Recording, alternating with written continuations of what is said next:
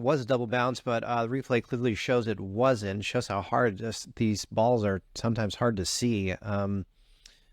You would think it would be a little bit easier to see on clay court because the ball moves a little bit slower, but it was definitely a bad call.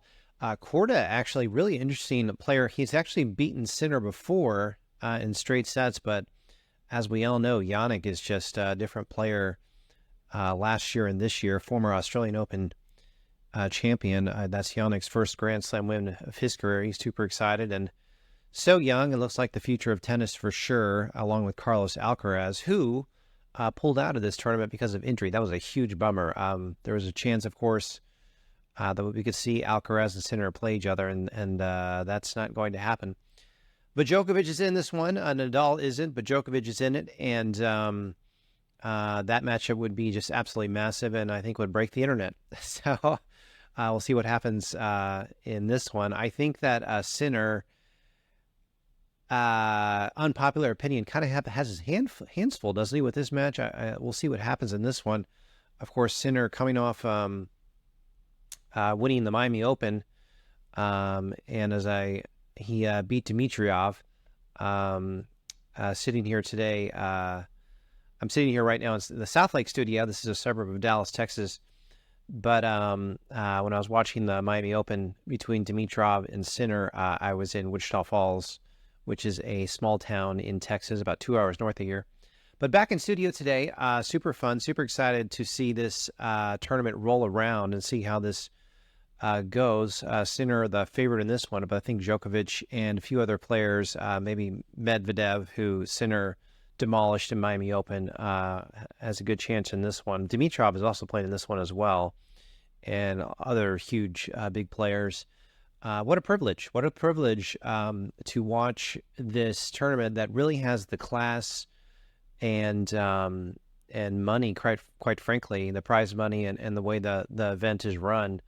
They take it very seriously over there. What a wonderful thing to see. Warming up to the next Grand Slam, the French Open, of course, which is next month. So we'll see what happens. Our beloved Iga Swiatek will be in that French Open. She is the queen of clay, of course, winning the French Open 3 times. Her birthday's next month. She's going to be 23, man. She's getting up there. Not really. She's super young. And absolutely cannot wait to see her back on court. Iga may very well play in 3 more tournaments, or rather 3 more events before the French Open. Probably maybe even 4. But we think, correct me if I'm wrong in the comments, love hearing you in the comments and getting your information. We think that in April, Iga Swiatek is going to play in the Billie Jean King event, playing for Team Poland, and then she's going to play, I think, in Madrid, and then I think in Germany. But if that's wrong, please, please, please let me know. Your information is so helpful. Iga Swiatek, can't wait for her to play after losing to Alexandrova her last time on court in Miami Open. What's next? I mean, I can't, honestly, I can't wait to see Sabalenka play again. She's a bit of a, never know what we're going to expect from her. And then so many players to look forward to, coming up. So we'll see what happens.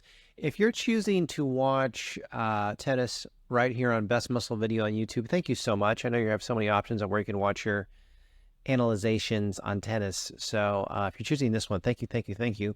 There is a thanks button on the bottom right of the video player. Do you see that? Can you scroll down real quick? Just see on your phone or on your computer, it just says the word thanks right there on the bottom right. Please click on that. You can support me and send me money that way. And it works all around the world. I love the people watching in Poland.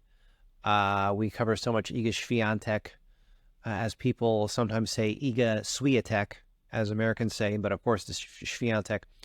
So please click on that. And right now it's pretty tough. It's stopped working last night around midnight, went to sleep, then barely got up, quite frankly, around 4:30 a.m. Central this morning to keep eyes on this Jannik Sinner match to see what happens. They're in the first set still. Need to check on the score. Going to hop off this chair here in front of this microphone and see what's going on. Hopefully in the next video or 2, probably next week, really. Hopefully next week when I'm on camera, I will be clean shaven a little bit, possibly a haircut, but we'll see. and thank you so much for watching. Again, filming today in United States, in the southern part of the country, over here in Texas. A very rainy day outside, and what a privilege it is to be able to wake up and feel healthy and put in some hard work. And 6 a.m. in the morning watching tennis. There is literally no one in this. There is not one person in this building right now, this two-story building, except for me. So what a privilege. And the cleaning people were just here cleaning away. They clean after midnight, and God bless them. They do good work and keep the trash cans and everything clean, and the kitchen downstairs clean, and all that good stuff. So it's a lot of fun. Tennis is a lot of fun. This event is wonderful. If you're not familiar with this event, watch it. It's going to be great. Keep it here. Best Muscle video on YouTube. Thank you so much. And let's continue watching the Sinner versus Korda, an American, Sebastian Korda, getting the shaft from the umpire in this first set. A bad call from the umpire. Bless his heart. Those double bounces, sometimes hard to see. We'll talk soon. Talk to you later. And subscribe to Best Muscle video if you haven't done so already.